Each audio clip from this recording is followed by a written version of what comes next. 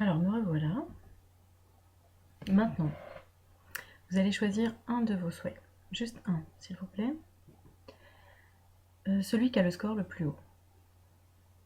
Et vous allez répondre aux questions suivantes. La première question est: qu'est-ce que je veux réellement atteindre en désirant cela? Vous savez, il s'agit du but ultime. Donc allez creuser derrière tout ça pour vraiment avoir le but ultime, quitte à changer votre façon d'écrire votre souhait. Si ceci se réalise, la question 2, si ceci se réalise, qu'est-ce que je vais perdre et qu'est-ce que je vais gagner?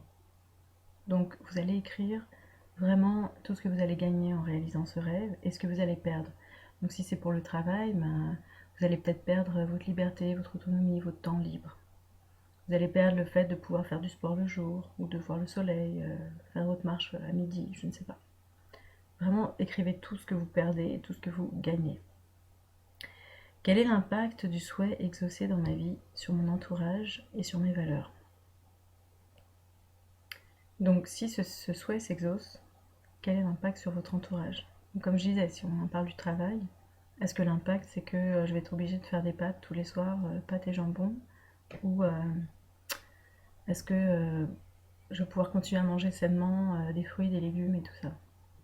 Je sais pas, c'est à vous de voir. Ça dépend de votre souhait. Donc il y a vraiment un impact. Est-ce que dans ces cas-là, si je me mets à travailler à temps plein, je suis plus irritable, alors mes enfants, ça va s'en ressentir et ils vont être un petit peu plus énervés le soir et avoir plus de difficultés scolaires?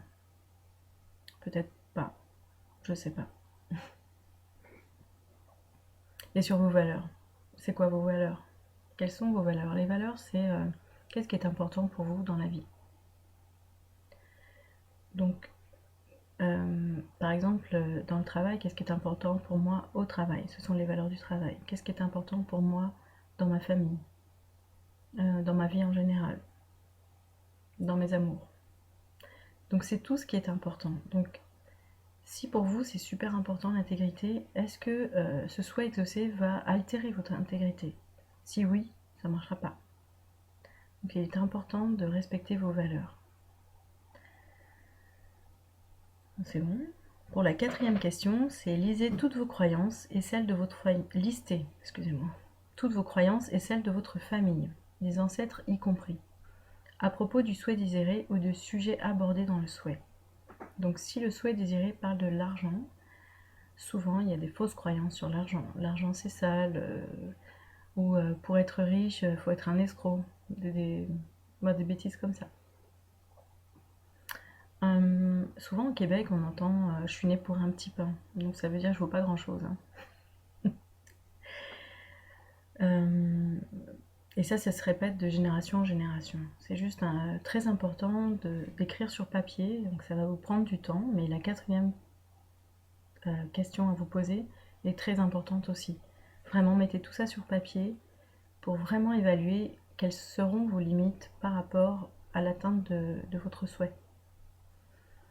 Ensuite, au cinquième point, vous allez lister vos émotions limitatives, comme la peur, le manque de confiance, la tristesse. Donc par exemple, je désire partir à mon compte, quelque chose qui me passionne, donc je connais quelqu'un, et c'est vrai, qui est passionné par la chocolaterie et qui est très bon chocolatier, il le fait pour lui. Le seul problème, c'est que il est informaticien dans la vie et il est content aussi, mais en fait, il est quand même malheureux. Donc il est content parce qu'il gagne bien sa vie, et il se dit si je deviens chocolatier à mon compte, donc il a vraiment manque de confiance en lui. Il a peur de manquer d'argent aussi. Il n'a pas de tristesse dans son cas. Donc c'est un petit peu tout ça. Donc qu'est-ce qui le limite à devenir chocolatier? Et le chocolatier, ça le fait vibrer là. Vous l'écouterez. Si vous l'écoutiez parler de la chocolaterie et comment il fabrique ses chocolats, vous direz mais pourquoi tu ne deviens pas chocolatier? C'est évident. Il y a juste lui qui ne le voit pas. Enfin, qui refuse de l'admettre. Je ne sais pas s'il va regarder cette vidéo, ce serait rigolo. Donc il faut lisser aussi vos émotions limitatives, parce que ça aussi, ça mettra un frein à l'atteinte de vos désirs. Numéro 6, il faut lister vos résistances, qui sont aussi des croyances. Donc le 4, on a listé des croyances. Et les résistances, bon, je ne mérite pas ça. Alors il y a quoi comme genre de résistance? Donc le cas du fameux chocolatier, ce serait vraiment la résistance, c'est par rapport à l'argent. C'est vraiment la peur de l'argent. Donc on va rassembler un petit peu dans le numéro 6 ce qui va vibrer très très très fort, qui résiste vraiment à l'opposition de l'atteinte de notre objectif. Voilà. Alors vous allez me dire, mais j'ai beau lister tout ça, et qu'est-ce que je fais avec? Alors, il y a différentes façons de faire.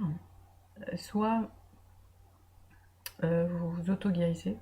Donc je vais faire d'autres ateliers sur l'auto-guérison, mais c'est pas pour maintenant.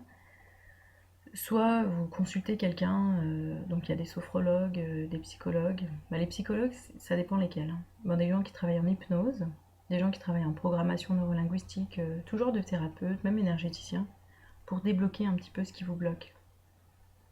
Donc voilà.